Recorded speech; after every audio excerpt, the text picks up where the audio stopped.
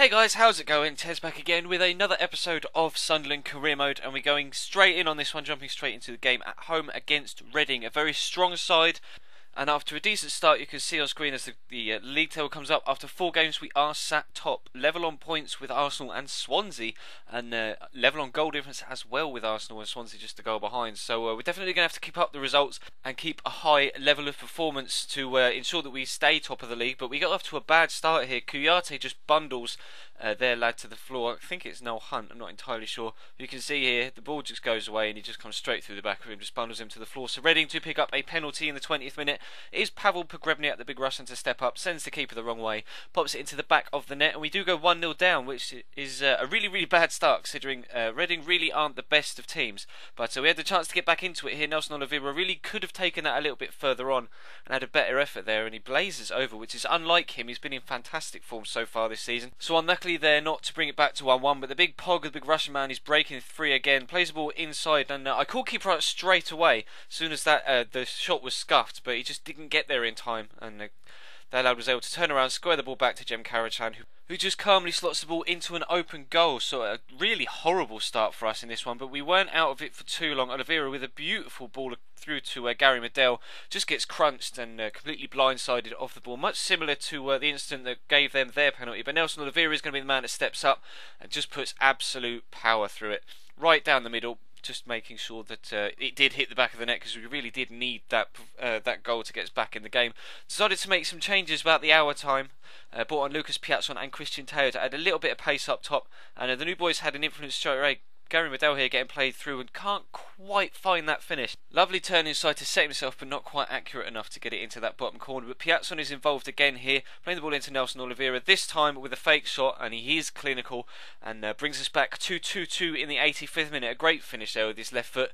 Lovely move to get inside of the defender and open the face of his body up to slot it across keeps. So we do bring it back to 2-2, and that is how the game ends. And nice to see the players there shaking hands at the end of the game. Some nice sportsmanship, which you don't see too much of these days. Players are normally at each other's throats for some reason or another. But we come into the second game, which is the third round of the Capital One Cup. And as promised to the rest of the squad, we are playing a reserve/youth team. So players like Nana Welbeck are getting a run out, and also Daniel Hoffler, who is that, if you remember, we took out the Scout Future Star trait from the EA Sports Football Club, and he was the player that the scout found for us, potential of 91 to 94, so only like 5'6", German central midfielder, but him and Nana Welbeck start in the middle.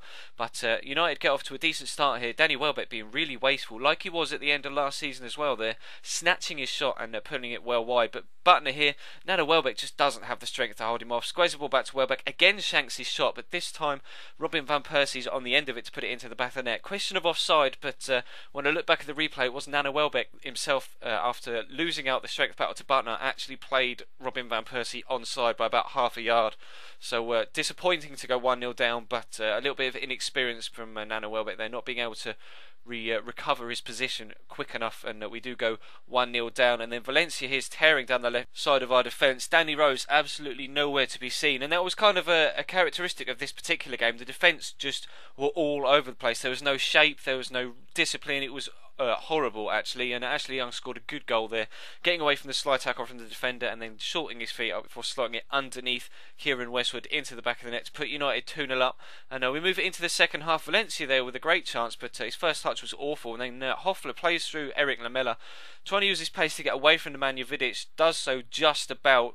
We do get the advantage, and then he squares the ball for Adrian at the back post, and he just cannot quite get his foot around it to get it into the back of the net. But we're creating chances, which is a decent sign to be able to get back into the game. And Adrian here again, another great opportunity to get us back into the game. And Lindegaard with an absolute leap of salmon-y love. Look at that. Just as Adrian's about to slot that into the goal, he dives across and shoves a palm at it and is able to clear the ball. So been frustrated so far in this second half, but we did make some changes, all three at once. Holby, Nolito and Gardner coming on from Nana Welbeck. As the Wayne Rooney and Robin van Persie have a little dance there, I forgot about that. Anyway, cutting back to the action, 10 minutes from time. Nolito here making some good moves. Does get taken down, penalty not given, which is isn't a shock at Old Trafford. But Raphael then takes out the second player, and we do get a penalty for that one, thankfully. So a chance to bring it back to 2-1 and get ourselves back in the game. Maybe have a bit of a tight finish. And since Hoffler was the player that won it, rather than give the ball to Craig Gardner, I decided to let him have it. He's only 16 or 17. He steps up, and the pressure gets to him. And as Lindegaard guesses the right way, dives down to his left-hand side and palms the ball out. So we don't bring it back. We are still 2-0 down into the last minute now, and Lewis Holtby does get on the end of a lovely cross to head the ball into the back of the net to bring us back to within one goal with just a few minutes left. But unfortunately, that was how the game was going to end. So I did stick with the youth team as I promised them. So they will be pleased to get some first-time football. And obviously, we did win the Capital One Cup last season, so will not be able to retain that, but I do want to concentrate more on the FA Cup this year to kind of win a trophy that we haven't won yet. But coming in back to the gap between games, we've got Everton and FC Basel coming up. We do have an international offer from Spain. Now this one is going to come down to you guys. Obviously in the first season we were managers of Sweden, and we did resign after a while, but this one is up to you. Spain is obviously a huge bid, a huge offer for us, so leave a comment down below. Let me know, do we take the Spain job, do we not take the Spain job? I've stalled it for now and I haven't actually recorded anymore, so you're gonna have to let me know in the comments down below today so I can record some more footage later tonight for the next episode. But I wanted to leave that one open to you guys, because obviously you guys have a huge influence on how this manager mode plays out. So we're coming into the third game of the episode then, playing Everton again. We seem to be playing them all the time recently. Last game of the season last time, and Yajic here with a lovely Ticanio shot after bringing the ball down beautifully with his chest, but Ruffier's on hand to make a great save.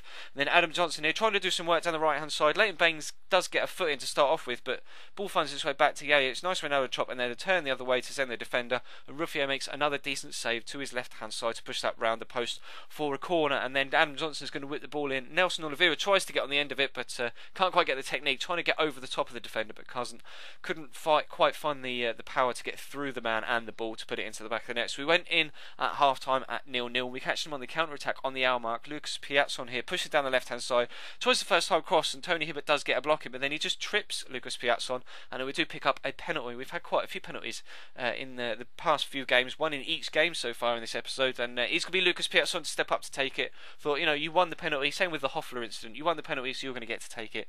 And this time he does step up and absolutely smashes it into the left-hand side of the goal. 64 minutes in, and finally we do take the lead against Everton, so delighted to be able to go 1-0 up. But then, much as was the case with the Ajax game in the last episode, once we've gone a goal up, we are actually a little bit lackadaisical at the back. And I tried to call the keeper out early again, and he just didn't respond. Mignolet was slow off his line, and Nikita Jelavic is able to get there just before him and dink the ball over the top of him into the back of the net. So after going 1-0 up, just a couple of minutes later, we are pegged back to 1-1. But it wasn't long before we had another chance again. Yates here getting a lovely whip on that ball, and unfortunately it goes just 2 or 3 inches past the post. Piazzon playing the ball into him. A nice turn, tries to get the technique to kind of arc it around the keeper, but can't quite get enough turn on the ball to get it into the back of the net. So we push forward into the 90th minute. We're in second half stoppage time even, and somehow the ball eventually finds its way to Adam Johnson on the edge of the box as they can't quite clear their lines. Lucas Piazzon squares up the defender and just lifts it beautifully into the back of the net over the top of the diving Ruffier, and that is a really composed finish from the young man there. I really was impressed with that. He's kind of nailing down his spot as a first team player actually. Nolito himself and Christian Teo have been jostling for that left mid spot, but that is a gorgeous finish.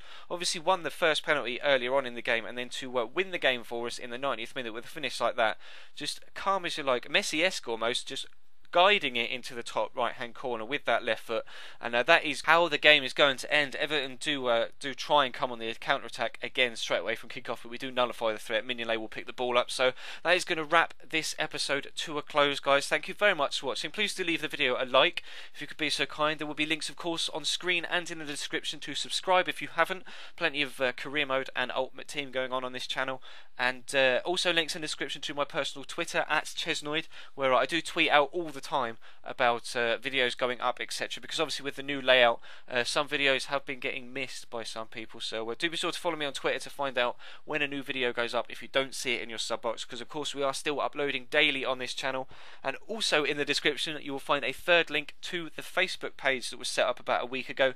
Only about 7 or 8 likes on it so far, so do be sure to come across to the Facebook page as well. Show some support over there, and next time we'll come back with that Champions League game against FC Basel and Norwich away. So also, as promised, you guys did say you wanted a look at the squad report. This is just a small look here as I glide through. I will take a bigger look, more in-depth look later on in the next episode. This was already pre-recorded, so I'm going to cut it here so we can go through that in more detail next time. So thank you very much for watching, guys, and I will see you next time.